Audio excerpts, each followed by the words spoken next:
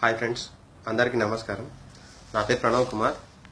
నిన్న అఫర్బాతిన్లో, సౌదీ అరేబియాలోని అఫర్బాతిన్లో ఒక వ్యక్తి నాకు కనిపించి అతని బాధలని చెప్పాడు. సో అతనికి నేను నా చేతనైన సాయం నేను చేశాను. కానీ అతనికి ఉన్న సమస్యలు ఇక్కడి గవర్నమెంట్ పట్టించుకోకపోవడం వల్ల ఈ వీడియో మీ ఫేస్బుక్లో పెట్టడం జరుగుతుంది. కాబట్టి చూసిన ప్రతి ఒక్కరు ఈ వీడియోని ఖచ్చితంగా షేర్ చేయండి. దాదాపు ఈ వీడియో ప్రతి ఒక్కరికి, ఎవరైతే చూసారో ప్రతి ఒక్కరు తమ వంతు బాధ్యతగా ఈ షేర్ చేస్తే అతనికి న్యాయం జరుగుతుందని నేను అనుకుంటున్నాను. అతని కష్టాలేంటో, అతని బాధలేంటో అతని మాటలోనే మీరు వినండి. హలో అన్నయ్య, నమస్తే. మా ఊరు వచ్చేసి రాయచోటి, కడప జిల్లా మాది.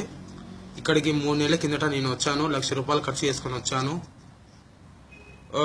హౌస్ డేవర్ పని మీద వచ్చాను. హౌస్ డేవర్ పని మీద వస్తే 3 నెలలు అయిపోయింది. 3 నెలల నుంచి జీతం మిల్లు చాలా టార్చరింగ్ పెట్టి చాలా గురి చేశాడు, చాలా కొట్టాడు. నేను బాధ తట్టుకోలేక సీదా మక్తబ్ అమలుకి వచ్చాను. మక్తబ్ అమల్లో కేసు పెట్టాను. కేసు పెట్టిన తర్వాత కఫిల్ గారిని పిల్లంపించారు.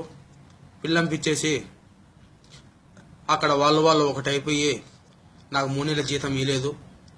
టికెట్ చూసుకోమన్నాడు. టికెట్ చూసుకున్న తర్వాత 3వ రోజు ఫోన్ చేశాను.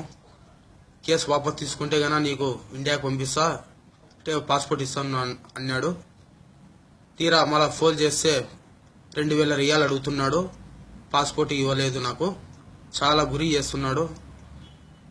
ఇప్పుడు ప్రస్తుతానికి ఉండేదానికి చోటు లేదు, తినేదానికి తిండి లేదు, జేబులో ఒక పైసా కూడా లేదు. ఇతను మన ఆంధ్ర ఒక అతను హెల్ప్ చేశాడు.